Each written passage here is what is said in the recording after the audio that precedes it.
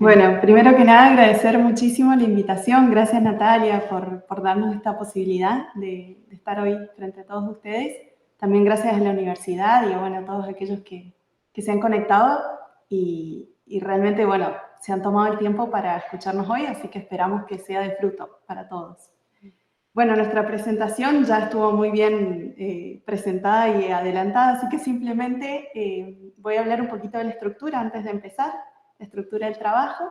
Luego de una breve introducción en el tema, vamos a hablar, como bien decíamos en la presentación, de Gaudí, pero no por ahí buscando hacer una mera reseña histórica de lo que fue su vida, sino justamente tratando de entender la persona de Gaudí, su personalidad, sus motivaciones, justamente su cosmovisión, que es lo que consideramos que constituye una persona bueno, que ha sido tan importante para la arquitectura y también, bueno, para la iglesia. Luego hablaremos un poco de su estilo arquitectónico, resaltando los elementos que consideramos más significativos. Y luego, finalmente, pero un poco como guiando todo el trabajo, vamos a abocarnos bien sobre la Sagrada Familia, que consideramos que es su obra maestra. Bueno, no solo nosotros, sino el mundo entero sabe, conoce y reconoce que esta es su obra maestra. Así que bueno, queríamos abocarnos especialmente a ella. Bueno, como dijo aquí Consuelo, para introducirnos en el tema, iniciamos citando una frase de uno de los escultores que continuó con la obra de Gaudí, como también mencionó Natalia, que es de la que tomamos el título para el trabajo, que es esa misma frase: ahora he entendido que no debo mirar a Gaudí, sino mirar hacia donde él miraba. Como hemos un poquito ya mencionado, la idea es ver un poco eso, ¿no? ¿Qué fue el motor de Gaudí, lo que él lo motivaba? Que ciertamente iremos viendo que es la mayor gloria de Dios. Bien, bueno, al verla ya desde muy lejos nos llama la atención la silueta esbelta del templo de la Sagrada Familia de Barcelona, con parte de las que llegarán a ser sus 18 torres, que sabemos que todavía algunas no están terminadas, y resuenan en nuestros oídos las palabras del salmista, que se admira ver la ciudad de Jerusalén y entre sus torres a Dios que descuella como un alcázar.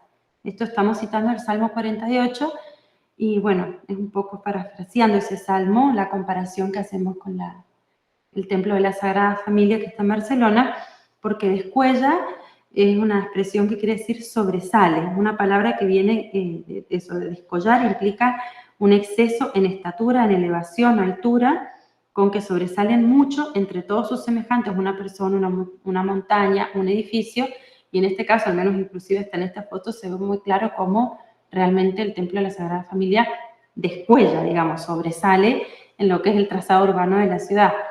Bueno, y alcázar es campamento, fortaleza o recinto fortificado.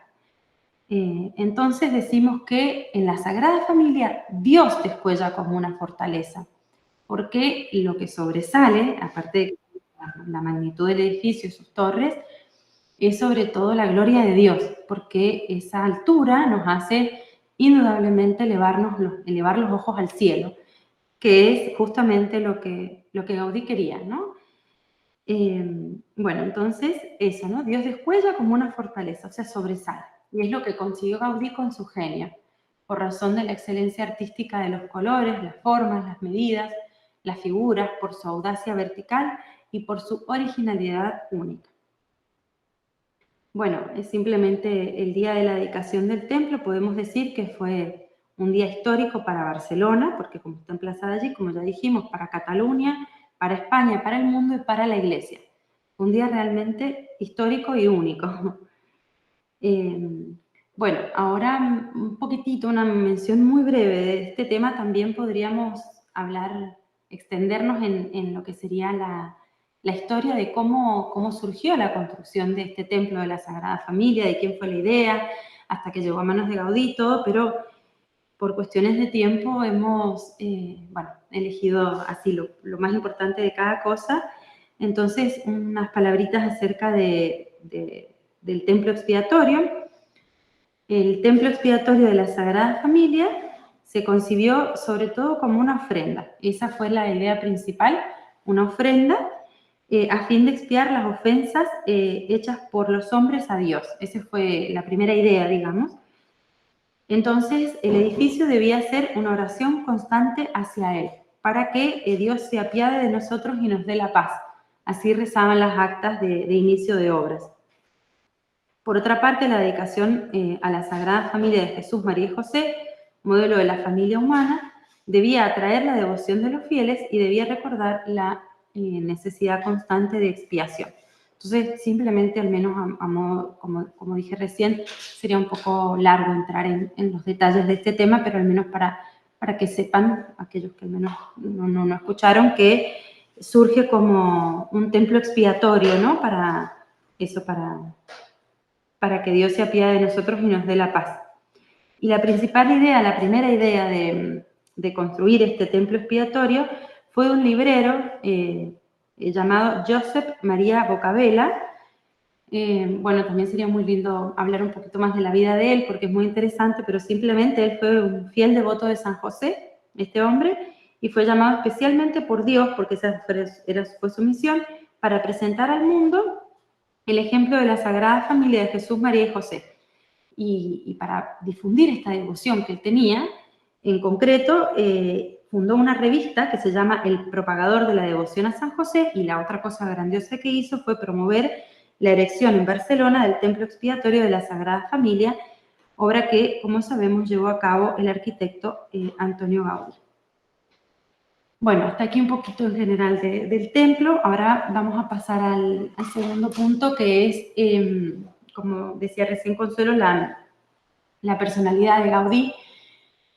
Podríamos también, aquí tuvimos que elegir porque sería un poco largo hablar de toda su biografía, de toda su vida, de todo lo que fue pasando. Entonces, directamente esa parte se las dejamos para que la busquen, la lean. Nosotras nos vamos a centrar directamente en sus virtudes, tanto a nivel humano como sobrenaturales, porque fue realmente un hombre de Dios, Gaudí. Bueno, simplemente para decir, sabemos que las obras de justicia de los hombres de bien no son olvidadas y su nombre sobrevive a través de las generaciones. Esto lo podemos comprobar. Y los pueblos proclaman su sabiduría y su recuerdo permanece de generación en generación. Y esto podemos decir de Antonio Gaudí, el arquitecto de Dios, como muchos lo han llamado o como muchos lo conocen. Bueno, hablando un poco de sus virtudes en general, entre las muchas que tuvo, destacan la magnanimidad, que es esa magnanimidad, esa grandeza de alma, la magnificencia, el sentido de la trascendencia, el sentido de la pertenencia, la visión del futuro, el conocimiento de la realidad natural. Como sabemos, fue un gran estudioso de la naturaleza, y también el conocimiento de la realidad sobrenatural, señorío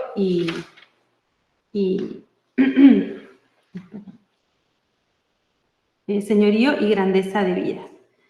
Bien, Gaudí fue verdaderamente un genio, y no solo como arquitecto, sino también de estas ciencias colaterales, ¿no? Lo mismo que no conoció solamente de arte y arquitectura, sino, como también sabemos, de música, en el uso de luz, colores, formas, tamaños, matices. Fue realmente un hombre completo, un hombre de Dios. Bueno, en particular hace algunas virtudes que vamos a mencionar. Primero, la fe, porque es indudable que fue un hombre de una profunda fe y que se movía siempre con criterios de fe y un espíritu de fe. Eso lo inundaba, ¿no? Eso se puede ver muy bien en sus obras.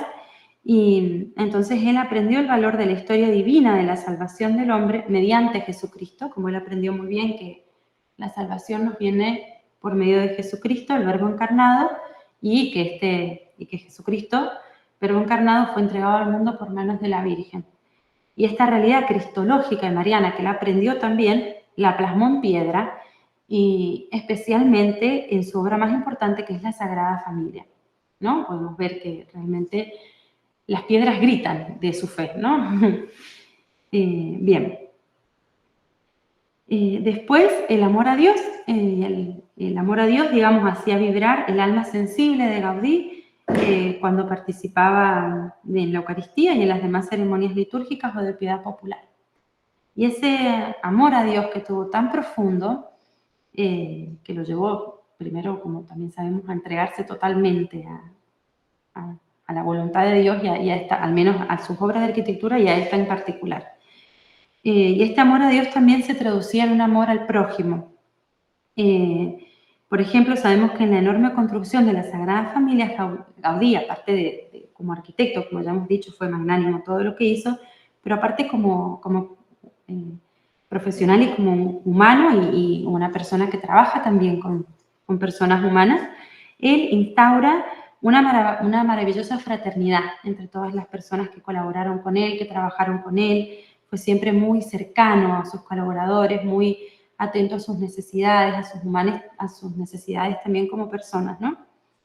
Y en esta época es importante destacar que él también en esto aportó algo, porque la seguridad social no existía bien instaurada, al menos así como la tenemos hoy, y los obreros trabajaban hasta el final de su vida. Entonces, por previsión, el arquitecto instaura un sistema de ayuda mutua que consistía en reducir una pequeña parte del salario de cada uno para pagar el del obrero que caía enfermo. Así, cuando un obrero caía enfermo, no quedaba exceptuado de su salario.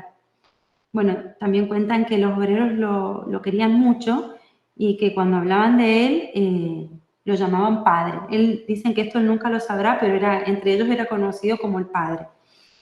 Bueno, su bondad es proverbial, inclusive en colaboración con el párroco, diseña y financia con sus propios ahorros la construcción de una escuela para los hijos de los albañiles. Ahí está esa foto que acabo de mostrar, gracias.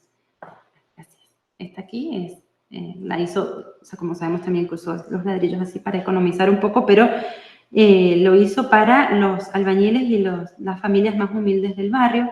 Él decía que los pobres siempre deben encontrar acogida en la iglesia.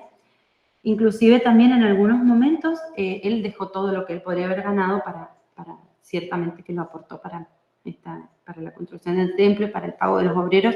Era muy, muy exacto, muy justo en esto. Inclusive cuando a veces era escaso lo que sea, él dicen que llegó hasta mendigar para poder pagar a cada uno de los obreros. Eso para hablar un poco también de su persona. Bueno, estos ambos amores que él tuvo, como dije, el amor a Dios y el amor al prójimo, estuvieron siempre enraizados. La raíz de esto en realidad era el sacrificio, ¿no? El sacrificio generoso de sí mismo, la entrega de sí, el don de sí que él logró, y eso es también fruto del amor a la cruz. Él también, su vida estuvo marcada por la cruz y por diversas circunstancias que también seguramente Dios las permitió para preparar lo que fue su personalidad. Bueno, con este símbolo, con el símbolo de la cruz, él coronó todos sus edificios, tanto religiosos como civiles, así que ciertamente era un hombre que amaba la cruz de Cristo. También amó la liturgia, que como arquitecto consideró la función primordial de las iglesias que proyectó. Esto quiere decir que él conocía muy bien las normas litúrgicas que se requieren para proyectar un espacio sacro. No es que hacía las cosas así al tuntún. Y fue también apasionado por el canto gregoriano, asiste a unos cursos en el Palacio de Música de Barcelona, y cuando le preguntaban el motivo por su interés por el canto gregoriano, él responde: vengo aquí para aprender arquitectura. Ahí vemos eso que decíamos antes, como la visión que él tenía, ¿no? Para él ir a escuchar canto gregoriano era aprender cómo hacer arquitectura. Él iba a escuchar para después saber cómo tenía que diseñar los coros de sus iglesias, ¿no? Bien, y como sabemos, los coros de la Sagrada Familia están previstos para acoger a unos 3.000 cantores. Bueno, otra de las cositas que se destaca muy, muy cortita es que evidentemente fue muy fiel devoto de la Virgen y de San José. Muchas de sus obras también, inclusive las de carácter profano, en muchos casos luce el anagrama de la Sagrada Familia, que es esa, JMJ, Jesús María José. Bueno, en cuanto a las virtudes teologales y morales que practicó, que también serían muchas de enumerar, simplemente he nombrado las más importantes porque... pero bueno, entre las virtudes que practicó, todas estas virtudes en realidad se fundamentan en su profunda humildad. Él vivía con mucha naturalidad, y sencillez, digamos, y siempre su extraordinario talento artístico que materializaba en una capacidad absolutamente fuera de lo común, siempre lo consideró como un don divino, jamás presumió de eso, jamás presumió de sus dones o de sus capacidades. De hecho, una simple anécdota, cuentan que a veces cuando iban al templo, él era muy modesto también y muy austero en su modo, enseguida voy a mencionar, pero de vivir, de vestir. Cuenta alguna anécdota que alguna vez lo encontraban en el templo y lo han confundido con el sacristán o algo así, y él simplemente respondía a los oráculos, respondía a las preguntas como, pero nunca hizo notar que él era quien llevaba adelante semejante obra. Sí. Bueno, después también amó la pobreza, la amó de un modo muy especial. Él afirmaba que la pobreza lleva a la elegancia y a la belleza. Si bien sus obras de arquitectura son magnánimas, al mismo tiempo tienen ese cierto toque, de la elegancia, ¿no? Eso como de la austeridad, de la sobriedad. Bueno, realmente él vivió entregado totalmente a la voluntad divina y tuvo una clara conciencia de la misión que Dios quería para él, porque como sabemos todos nosotros, bueno, cada uno, cuando Dios nos crea particularmente, nos crea con una misión y es parte de lo que a nosotros nos toca buscar, de conocer qué es lo que Dios quiere o qué espera de nosotros en esta tierra. Y bueno, él realmente tuvo una clara conciencia de que era lo que Dios quería para él y era justamente su misión fue ser un instrumento de Dios para prolongar su belleza. Esa fue la misión de él, ¿no? Fue un instrumento en las manos de Dios para prolongar la belleza, la misma belleza divina. Bueno, simplemente que realmente en cuanto a la pobreza, como decía, él vivió despojado de todo, vivió debajo de una escalera del templo de la Sagrada Familia, no tenía nada propio ahí. Aquí se ve, este era como, digamos, su estudio, y estaba, sí, debajo de una escalera en la Sagrada Familia, él mismo tenía en un costadito, bueno, su cama, sus cosas, lo que podría haber llegado, renunció a la fama, renunció a todo, digamos, humanamente hablando, no es que buscaba eso para nada, lo que le hubiera correspondido a él lo entregaba. De hecho, bueno, muere en el hospital, como sabemos que con un accidente automovilístico. Esa era la camita en la que él murió en el hospital. Arriba había un cuadro, lo pusieron ahí porque él llegó inconsciente y arriba tocó justo que había un cuadro de la Inmaculada, de la cual él fue siempre muy devota. Bueno, al morir, Gaudí ya existía un amplio sentir en la ciudad de Barcelona. Esas son algunas fotos de su funeral. Ciertamente asistió ya mucha gente cuando murió, era una persona muy querida. Al morir ya existía un amplio sentir en la ciudad de Barcelona acerca de su santidad y de la heroicidad de sus virtudes. Eso quiere decir que eso, ni bien él muere, ya había una cierta fama como de, bueno, sí, de santidad. Realmente murió en olor de santidad y ya está introducida igual su causa, ¿no? Por la Iglesia ya ha introducido la causa del proceso de beatificación que se dice, ya él es considerado por la Iglesia como siervo de Dios, el cual ya se le puede rezar públicamente, digamos, ¿no? Y aquí, por último, en cuanto a él, descansan sus restos en la cripta de la Sagrada Familia abajo, también debajo, a los pies de la Inmaculada. Bueno, hasta aquí un poquito de Gaudí. Bien, entonces para hablar entonces de su estilo arquitectónico, resaltar algunas cosas que obviamente también es un mundo y el tiempo que podríamos dedicarle a esto es interminable casi, pero justamente hemos elegido algunas cosas en particular para resaltar. Y primero, lo que es muy importante, como sabemos, para conocer una persona, para conocer aquello que ha producido o aquello que que es fruto de su trabajo, es muy importante también conocer el contexto en el que él de alguna manera se nutre. Como sabemos entonces, en la Barcelona, o en lo que es el plano artístico, ¿no? En Barcelona, en el siglo XIX, que es cuando Gaudí nace, vemos que encontramos todo este tipo de arquitectura que está impregnado por lo que conocemos como el eclecticismo historicista, ¿no? Seguramente ya conocerán. Lo que había sucedido es que luego del brillante siglo XIV, estamos hablando de la época de oro del medioevo en España, la ciudad, en particular Barcelona, había caído en un largo periodo de decadencia, sea cultural que económica, bueno, de todo tipo. Pero luego de este periodo oscuro nace este nuevo estilo artístico, el eclecticismo historicista, que se caracterizaba ¿por qué? Por promover rigurosas leyes que debían seguirse para producir arte y arquitectura. Pero bueno, tuvo como fruto toda esta serie de monumentos que podemos ver en la pantalla. El joven Gaudí entonces descubrió en Barcelona un panorama arquitectónico riquísimo, ¿no? De monumentos, pero en especial lo que a él siempre le llamó la atención y vamos a ver cómo luego influye radicalmente en la producción de su propio estilo, fue la arquitectura gótica que proviene justamente del periodo anterior, del periodo del siglo XIV. Entonces en ellos, en estos monumentos, en estos edificios, Gaudí fue estudiando de manera muy concreta cuáles habían sido las soluciones estructurales de los genios, digamos, constructores de la época del medioevo, de las catedrales medievales. Bueno, entonces más adelante esto nos va a servir tenerlo en cuenta. Todas estas leyes que se estaban estudiando entonces y se estaban enseñando en las academias, se fueron debilitando, ¿no? Y en poco tiempo todo el continente europeo se encontró en momentos de apertura y de búsqueda.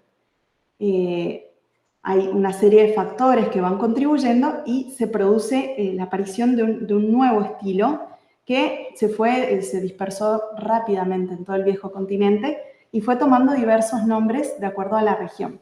Entonces aquí surge en este momento, Gaudí realmente se encuentra en un momento de gran cambio, con mucha riqueza anterior, pero en un momento justamente de cambio hacia una búsqueda diferente en lo que es el ámbito artístico, que como sabemos siempre está fundado en todo un movimiento filosófico, por supuesto. Entonces, bueno, en Francia se desarrolla como el Art Nouveau, seguramente todas estas imágenes les serán muy familiares.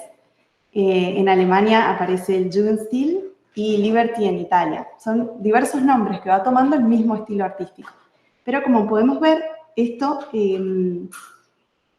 ¿por qué se caracterizaba? Por la aparición de formas curvas, un primer intento de incorporar la naturaleza en las obras. Pero vamos a ver que en todos los estilos que se dan así más formalmente, toda esta aplicación de naturaleza queda en un simple intento, digamos, si se quiere, en cuanto a que en general se limita simplemente a una aplicación bidimensional de estas nuevas formas y figuras. Pero vamos a ver cómo en Gaudí esto es llevado a sus últimas consecuencias. Bueno, y así como se fue desarrollando en distintos lugares, en Barcelona y más precisamente en Cataluña aparece lo que conocemos como el modernismo catalán. Entonces, ¿qué podemos decir al respecto? Que la arquitectura de Gaudí es también atemporal en este sentido. No se puede encuadrar en un determinado estilo, es un estilo único. Es ajeno a las modas y a las corrientes estilísticas de toda época. No es una simple locura genial que surge en un momento histórico, sino que realmente tiene ciertos conceptos incorporados que serían aplicables tanto, no sé, para los maestros medievales del siglo XIV como para los vanguardistas de la época. ¿Y esto por qué? Puesto que se basa en lo más antiguo que poseemos, que es la naturaleza. Este es uno de sus, de las características más importantes de la arquitectura de Gaudí, justamente esta inspiración que tiene él en la creación. Bueno, estas son todas imágenes que posiblemente ya todos conozcan y hayan visto. Pero bueno, es impresionante cómo él destaca de que esto, lo que ya Paraíso de alguna manera adelantó, de cómo él entendía la obra del arquitecto como una continuación de la creación, como un aporte a la creación de Dios, ¿no? Y de allí él dice que la originalidad justamente consiste en volver al origen. Por esto también decimos que es atemporal, porque se basa en lo más antiguo y lo más actual que siempre tenemos, que es justamente la naturaleza. Todo este fenómeno, de profundos cambios de búsqueda que se fue dando en Europa, se fue dando en Cataluña, ¿no? Que fue como la única zona de España que siguió el ritmo veloz de cambio. Y es importante tenerlo en cuenta porque justamente es donde se inserta Gaudí. Y empiezan a aparecer grandes arquitectos en escena. Pronto hicieron de Barcelona una de las capitales de esta renovación, de todo este movimiento. Se dio un gran redescubrimiento de la tradición constructiva, del artesanado típico, la ornamentación, los mosaicos coloridos, el hierro forjado, las decoraciones florales y animalistas. Todo esto propio también de la cultura catalana y española en general. Entonces, en este momento tan especial irrumpe Gaudí con su genio creador y su particular estilo, que vemos que claramente supera ampliamente lo que fue el modernismo catalán. Y como veremos, tomando lo mejor del gótico, que fue lo que lograba de verticalidad, de luminosidad dentro de las catedrales góticas, fue creador de un nuevo sistema arquitectónico que nunca ha sido visto y por lo menos hasta ahora no se ha vuelto a repetir, que fue revolucionario realmente en su concepción estructural, estética y espacial.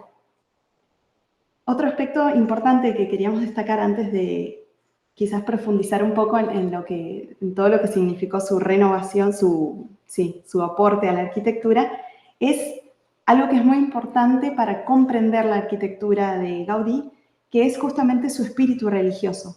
Realmente no se puede comprender plenamente la arquitectura de Gaudí sin conocer su visión del mundo, del hombre y de la relación que tiene, una relación directa del hombre con el creador. Entonces, realmente empeñado en la realización de un nuevo lenguaje arquitectónico, no solo como una obra simbólica, cultural de hábitat humano, sino justamente entendiéndolo como una obra que continúa la obra del creador.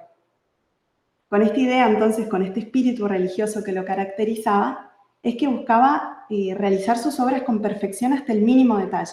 Acá simplemente hemos puesto una imagen, pero es impresionante cómo se empeñaba en cuidar los detalles que quizás detalles a los que nunca alcanzará el ojo humano, pero como justamente la motivación que tenía era dar gloria a Dios, no se preocupaba, digamos, en gastar fuerzas en esto. Entonces, realmente así, entendiendo su misión de arquitecto integral, consagraba una arquitectura que le entendía como arte y a un arte entendido como un reflejo humano de lo divino. De allí también la grandeza, ¿no? Es un arte que busca ante todo ser una alabanza de Dios. Entonces, bueno, vemos cómo solamente desde esta cosmovisión que él tiene del mundo y del hombre es que puede lograr una síntesis perfecta, un equilibrio exquisito, digamos, entre los tres pilares de la arquitectura, que conocemos: la estética, la estática y la función. Muy bien, ahora entonces adentrándonos un poquito más concretamente en lo que fue su aporte a la arquitectura, primero salta a nuestras mentes algunas preguntas respecto al gótico. ¿Por qué? ¿Se puede hablar de una superación del gótico? Porque como sabemos, como la mayoría de ustedes sabrán, el gótico fue una de las expresiones artísticas de la arquitectura sacra especialmente, que han logrado expresar de un modo muy especial y particular lo que es justamente toda la espiritualidad cristiana y católica. Entonces, realmente se podría crear algo nuevo. ¿Por qué no repetir simplemente lo que ya existía, que ya era genial, era grandioso, funcionaba muy bien? Pero bien, antes de ir a la respuesta de Gaudí, por supuesto se plantea todas estas cosas y les va a dar una respuesta que es absolutamente superadora, pero antes queríamos repasar un poco algunos conceptos muy sencillamente para que justamente todos hablemos el mismo lenguaje y podamos así entender mejor el aporte de Gaudí. Vamos a hablar entonces un poquitito de física. Las fuerzas para la física, como mucho mejor que nosotras deben saber, se representan en la física justamente mediante flechas.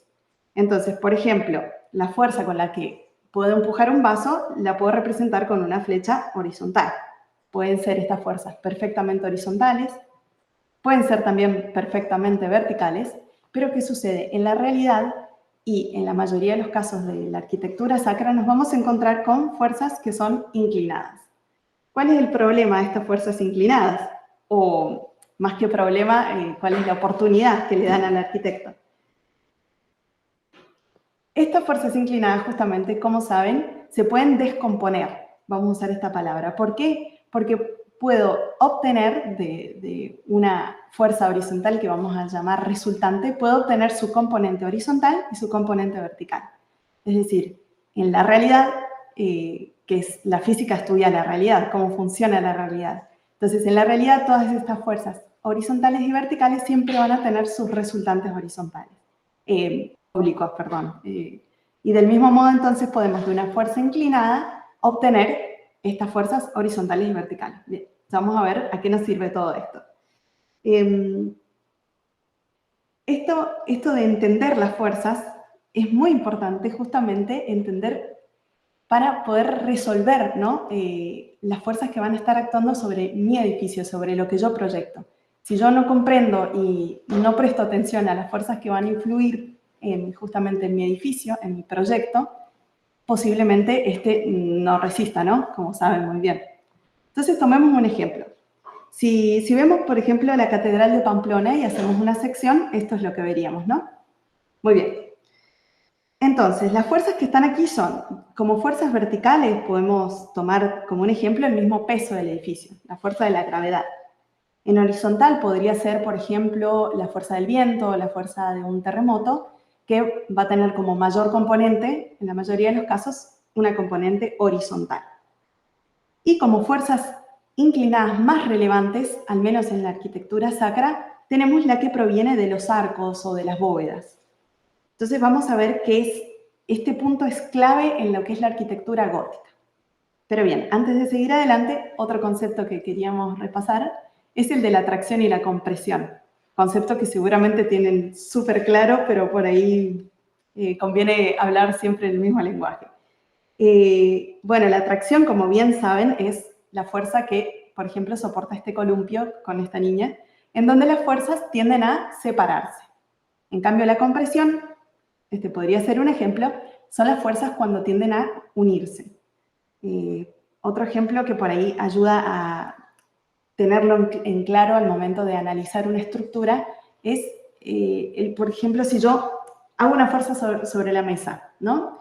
Es muy claro entender que desde mi brazo hacia la mesa hay una fuerza, pero hay otra fuerza que claramente existe y que es la fuerza de reacción que hace la mesa. Si no, obviamente mi mano seguiría de largo infinitamente.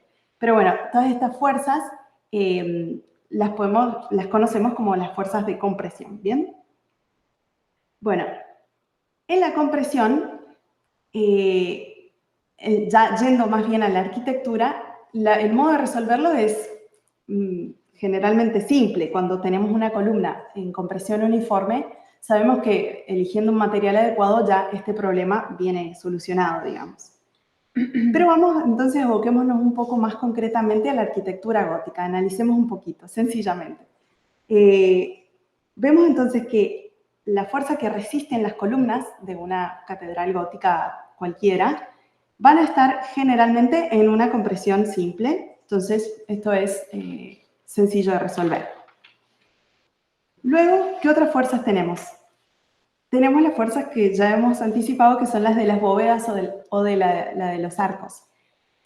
¿Cuál es la importancia que adquieren en el gótico? Es porque justamente no son arcos ya de medio punto, que son aquellos arcos que se toman desde un semicírculo, sino que justamente buscando esa verticalidad, las catedrales góticas alzaron, digamos, la flecha de estos arcos. Fueron arcos, en lugar de ser redondos, apuntaron un poco hacia el cielo. Y esto aumentó, digamos, esta componente oblicua que nos aparece en nuestro análisis. ¿Cuál es el problema? Cuando estas fuerzas llegan al punto crítico que pueden ver aquí, cuando llegan a este momento, la fuerza, como vimos antes, inevitablemente se va a descomponer, no desaparece. Entonces, al momento de descomponerse, nos aparecen las componentes verticales y horizontales, como ya vimos. Las horizontales las resolvemos sencillamente con un buen material y ya. también estudiando el suelo, por supuesto. Pero la componente horizontal, si yo no la tuviera en cuenta, en un punto sí o sí mi edificio colapsaría. Entonces, obviamente es una fuerza que también se debe considerar.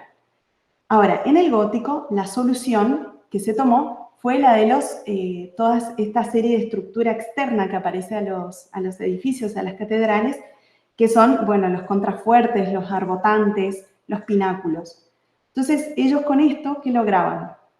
Como pueden ver, la fuerza aquí inclinada empieza con una intensidad muy grande y al aumentar el recorrido que debe realizar la fuerza, obviamente ya de por sí se va debilitando, pero agregando también pináculos o agregando estatuas, las mismas gárgolas que aparecen en la arquitectura gótica, iban de alguna manera debilitando la fuerza horizontal hasta que en un cierto punto ya no era necesario considerarla más.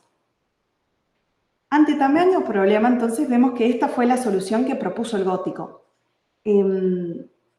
Toda una estructura externa, ¿no?, que sostiene de alguna manera la catedral.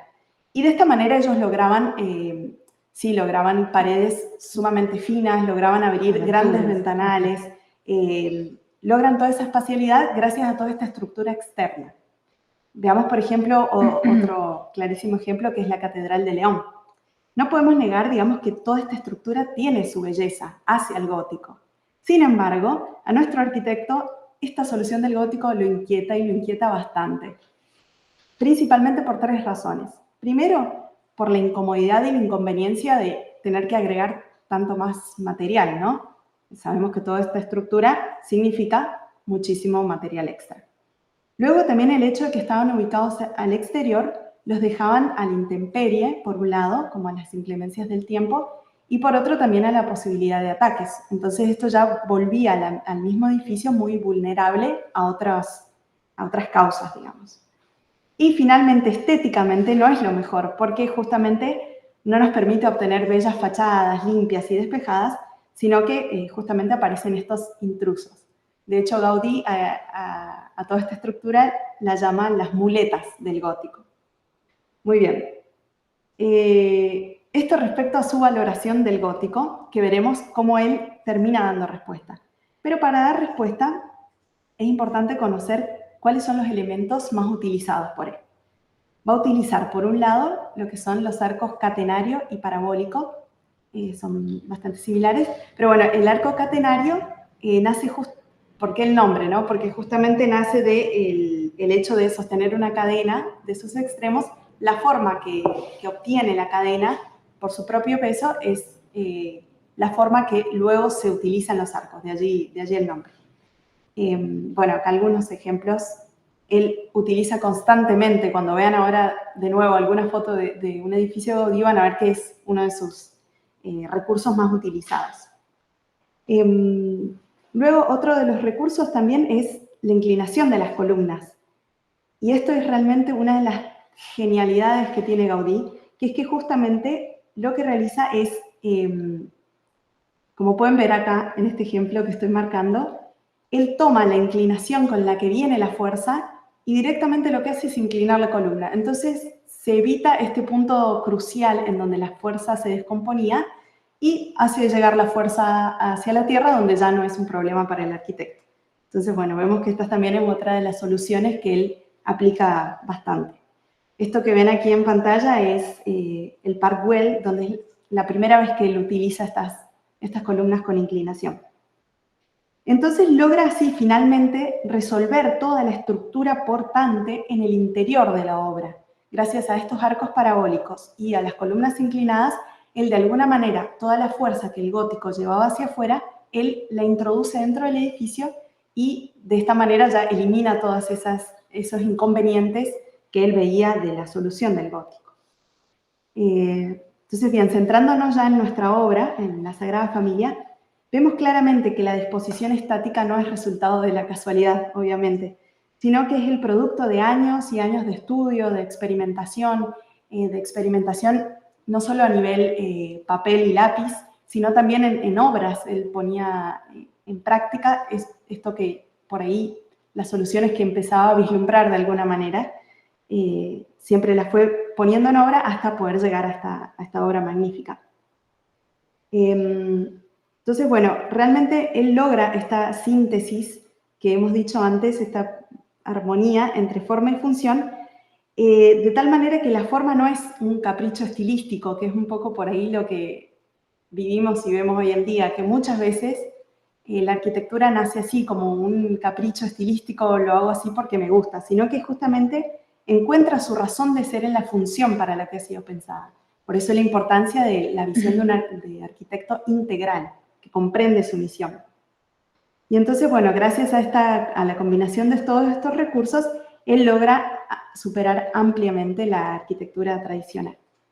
Y bien, como último elemento o recurso que queríamos destacar es el uso de las maquetas funiculares. Nos parecía importante destacar esto porque es por ahí algo que se ve mucho y a primera vista no se entiende qué cosa es. Pero bueno, justamente es uno de los recursos que él utilizó muchísimo para la proyección de estas obras. Todas estas maquetas tridimensionales estaban compuestas o hechas por cordeles o por cadenas, justamente para la utilización de estos arcos catenarios, y lo que hacía era dividir el peso de la cubierta de manera que lo pudiera distribuir en áreas. Entonces, de alguna manera, él logra que su estructura funcione independiente un área de la otra, un sector del otro. Es parte también de la genialidad de su respuesta y de su propuesta. Entonces, en estas maquetas, todos esos perdigones o bolillas que ustedes ven colgar, esas pequeñas bolsitas, son justamente, representan el peso del área que él está calculando en ese momento.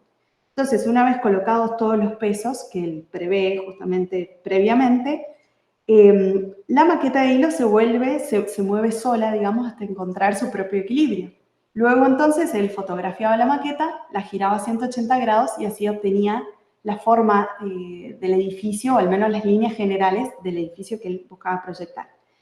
Luego, el siguiente paso era realizar una maqueta, primero a escala pequeña, justamente para seguir estudiando la forma, y luego ya de las piezas individuales, porque todas esas cuerdas lo que hacen es marcarle el eje de los elementos estructurales, entonces ya tenía una de las partes más difíciles de resolver, ya la resolvía con estas maquetas.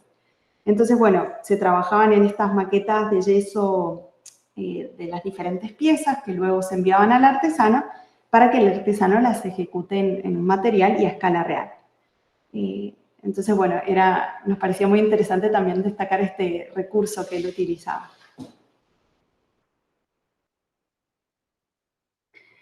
Bueno, ahora vamos a ver un poquito más así de algunos detalles de la Sagrada Familia.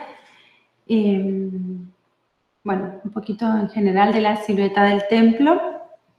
Primero, bueno, podemos observar que la silueta del templo nos recuerda el perfil de una montaña. El padre Jacinto, un poeta catalán, hizo el paralelismo entre las formas de la montaña de Montserrat con las torres de la Sagrada Familia. Aquí podemos observar esto es la Montserrat y bueno, podemos encontrar también la silueta del templo en ese paralelismo con las montañas ahí de Montserrat. Bueno, esto es así en líneas muy generales, un esbozo de lo que es la planta de arquitectura de la Sagrada Familia, con las 4 fachadas que la representan. Está, bueno, la fachada de la Gloria, que aún no está terminada, la fachada de la Pasión, la fachada del ábside y la fachada del Nacimiento. Simplemente decir que Gaudí lo que hizo fue, él sacó los retablos a la calle, los retablos porque muchas veces antes los retablos estaban dentro del templo. Él lo que hace es sacar esos retablos fuera, justamente para poner ante los hombres el misterio de Dios revelado en el nacimiento, pasión, muerte y resurrección de Jesucristo. O sea que son catequéticas estas fachadas, ¿no? Porque lo que hizo fue eso también. Muchas veces antes las fachadas o los retablos no estaban compuestas de otro modo. Él lo saca a la calle justamente para eso, ¿no? Para mostrar, poner ante los hombres el misterio de Dios.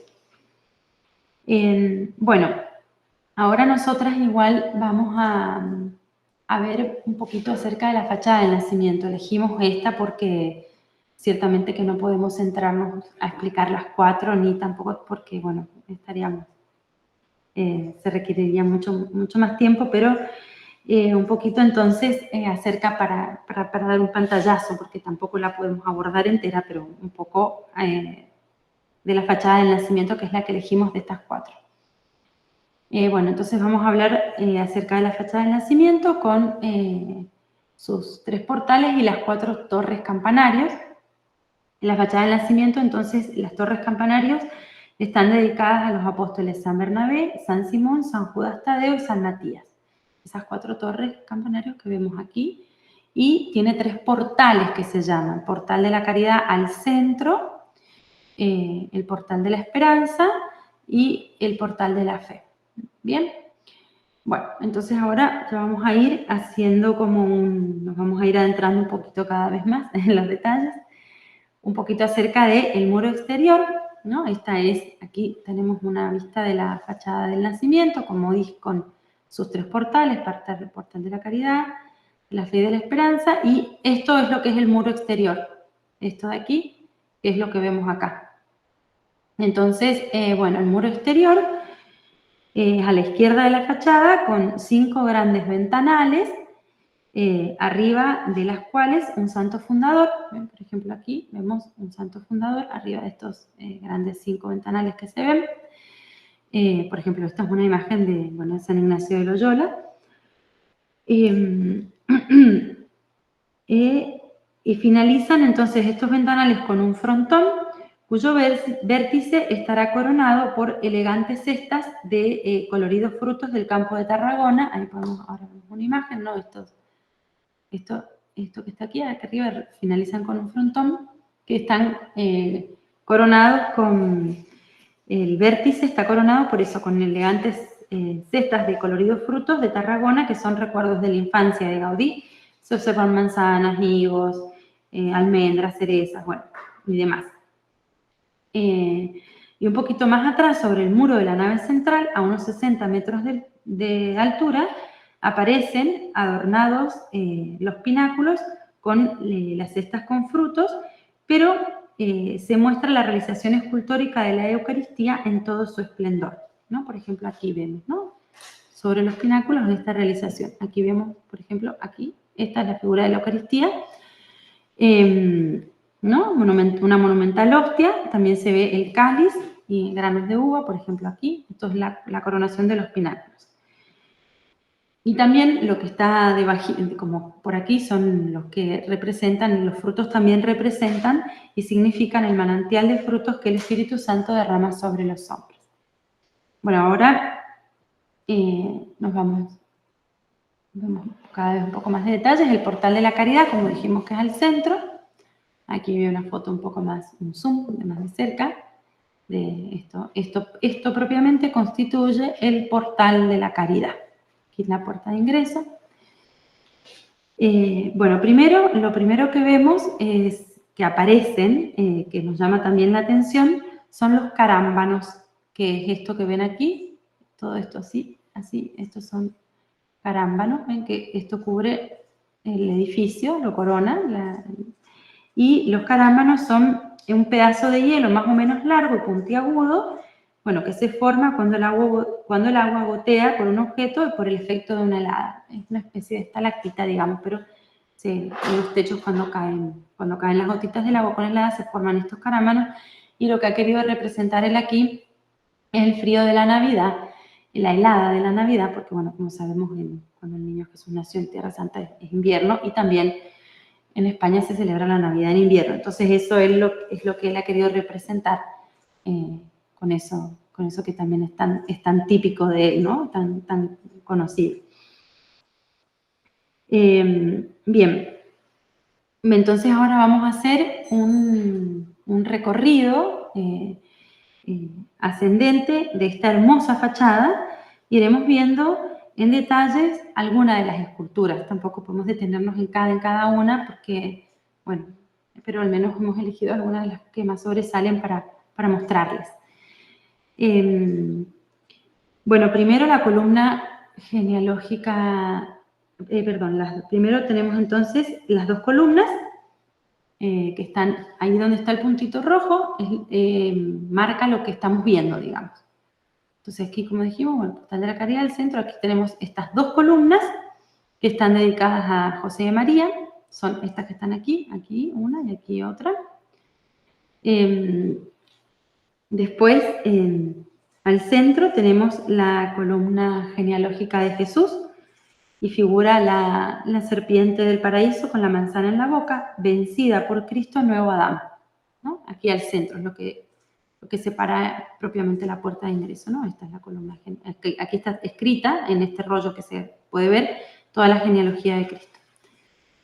Y ahora vamos a empezar como de esta columna, vamos a empezar a subir así, hasta llegar aquí, ¿no? Esto es lo que más o menos vamos a ver y a mostrar.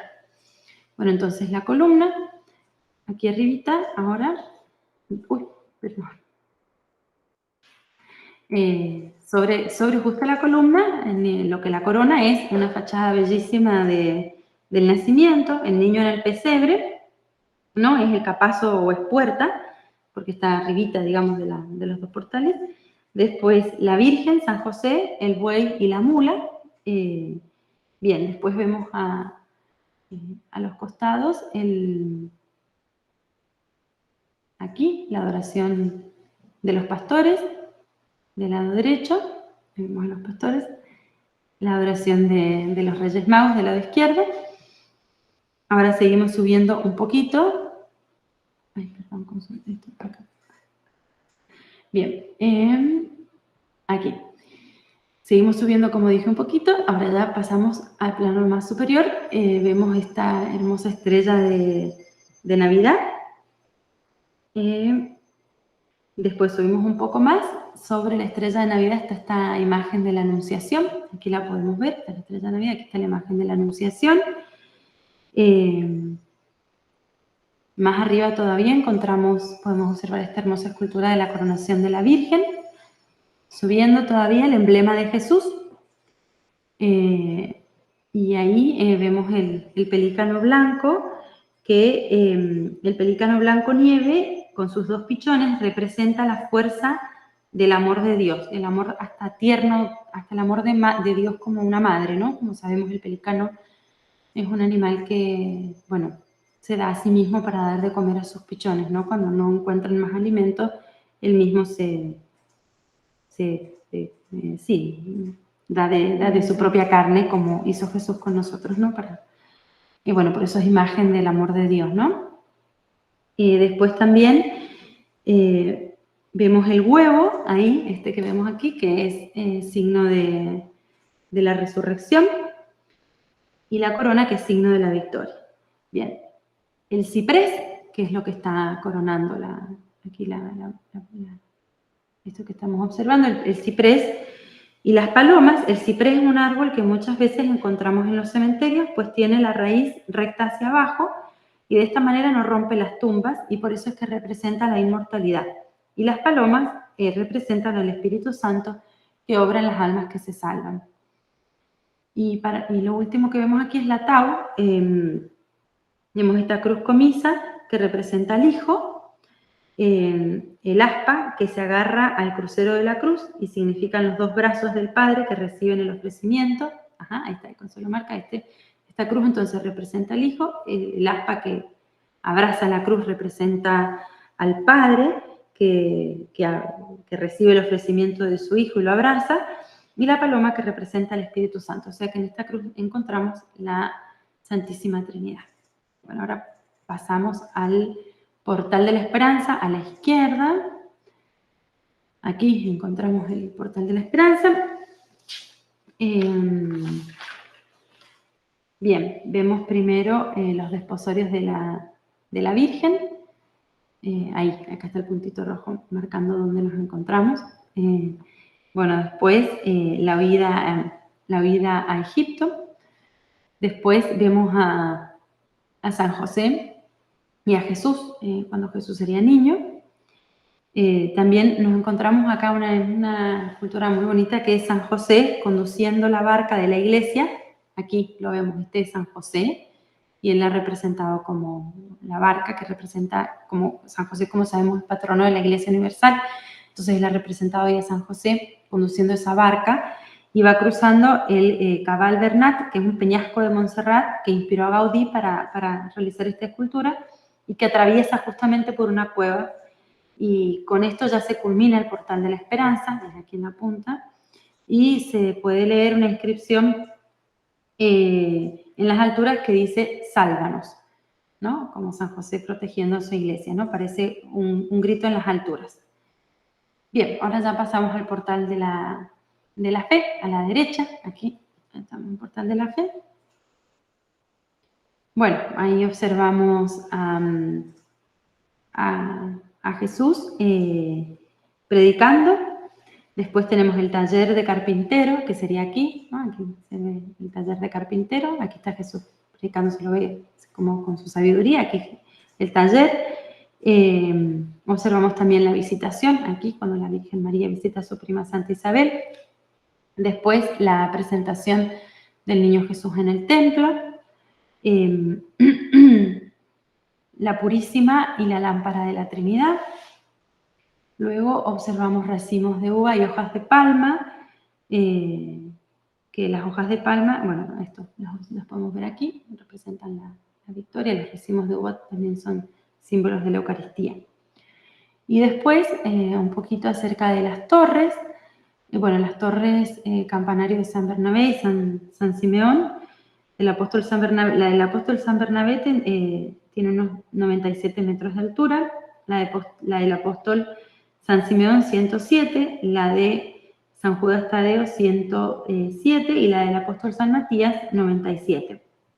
Bueno, estas 4 torres de la fachada del nacimiento albergarán en su interior 84 campanas tubulares fijas de percusión que sonarán como un piano. Eso también es un punto que daría mucho para hablar, pero bueno, simplemente al menos para mencionarlo.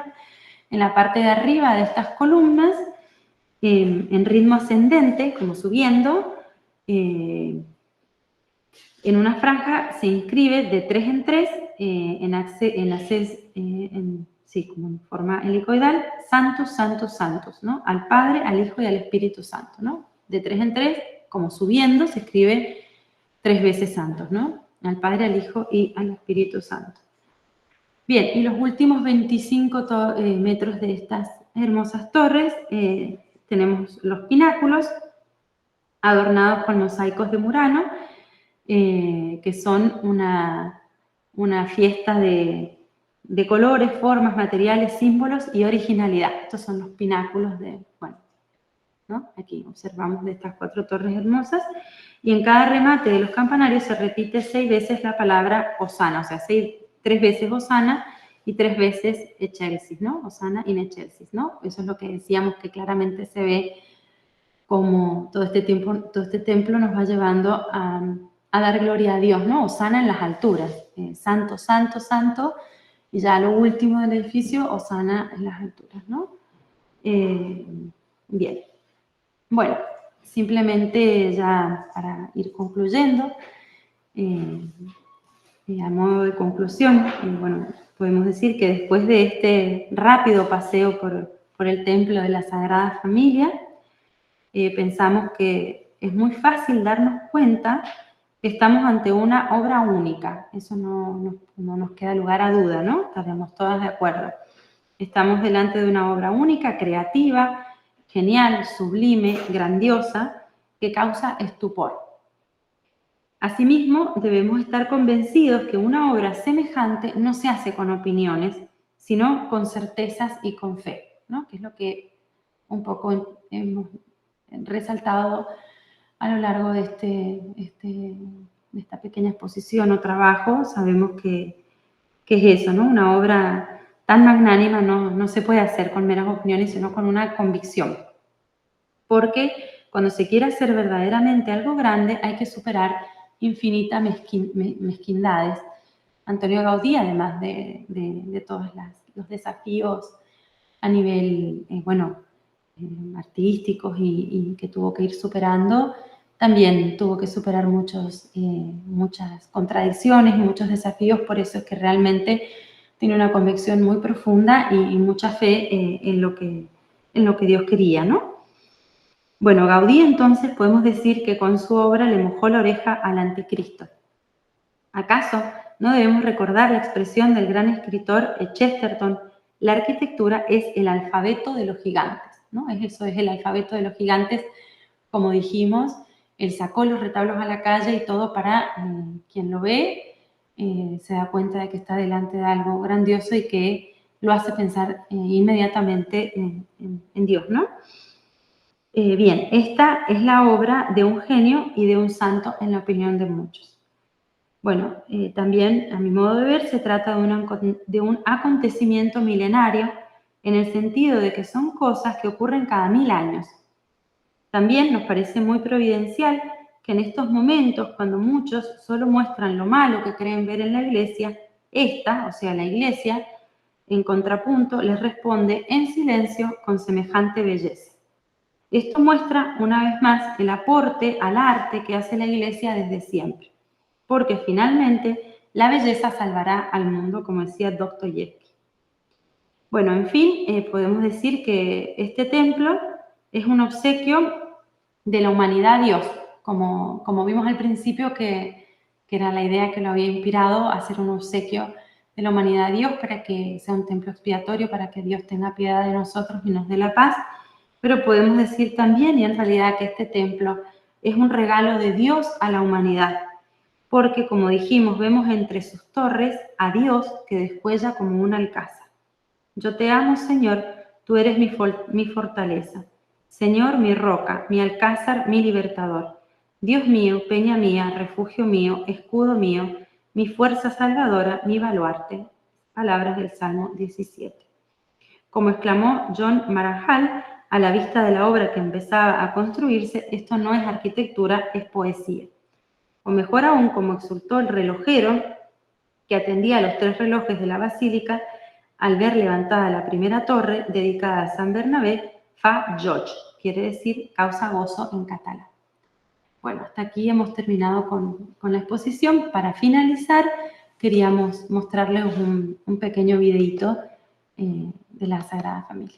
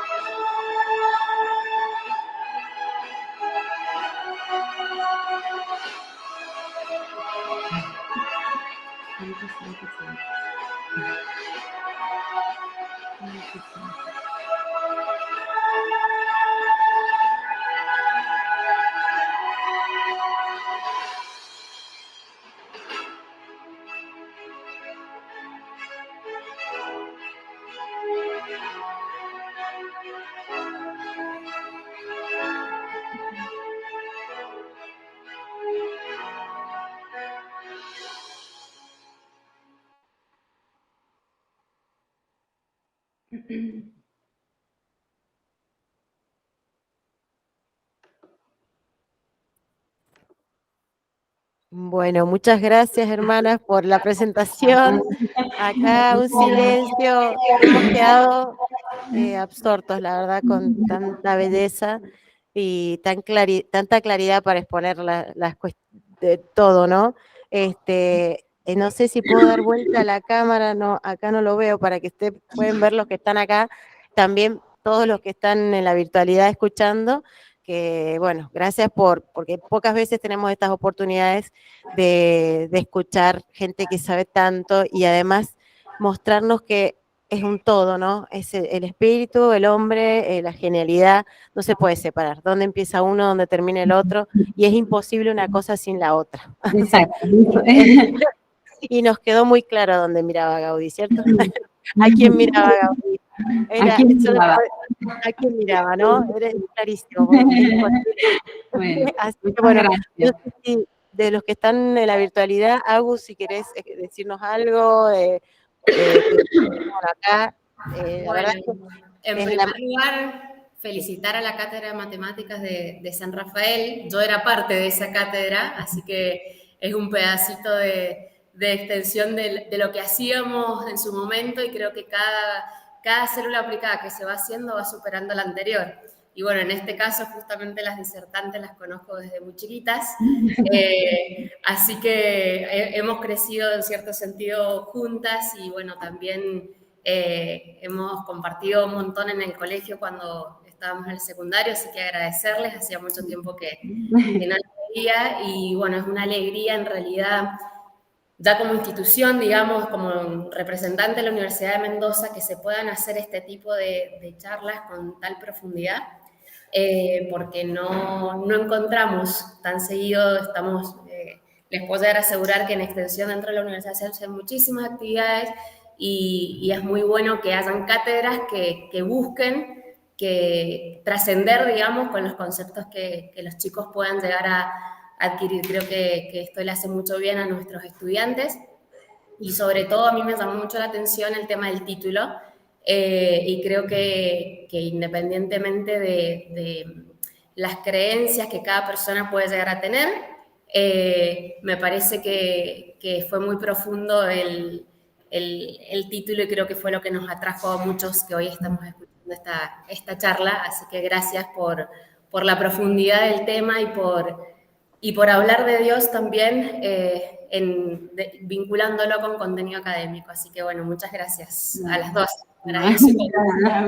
Qué gusto verte. Qué gusto verte también. Sí. Bueno, gracias. Y bueno, también estoy viendo que está conectada Adriana Hernández Toso, que ella es la coordinadora de extensión de arquitectura.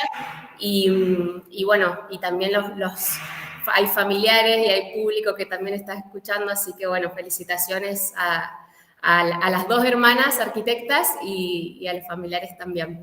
Gracias por lo que hemos escuchado. Gracias, Agus. Gracias. Muchísimas gracias. Bueno, con esto damos aplausos.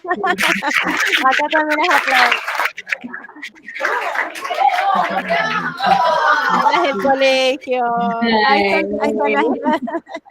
están las chicas del colegio. Y acá también no sé cómo dar vuelta a la cámara para que los vean los chicos que están acá.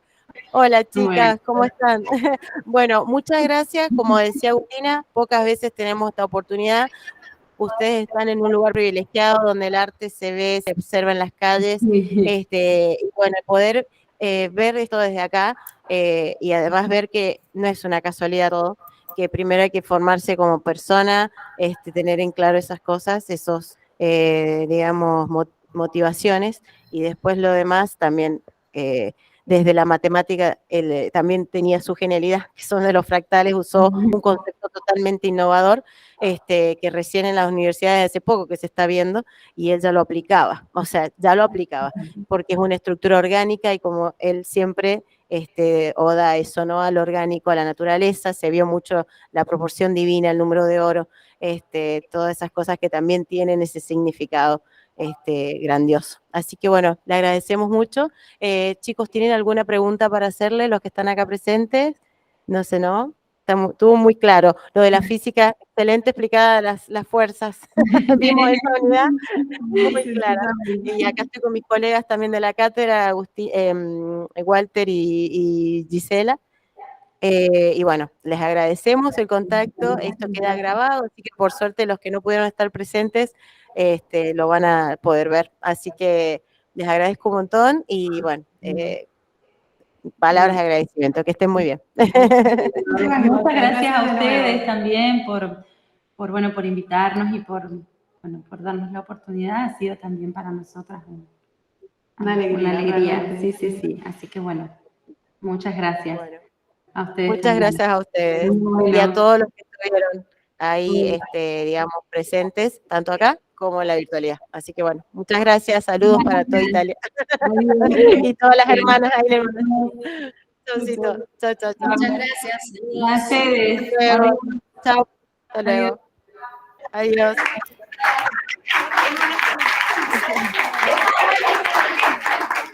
Adiós. Ahí están las chicas. Chao, chao.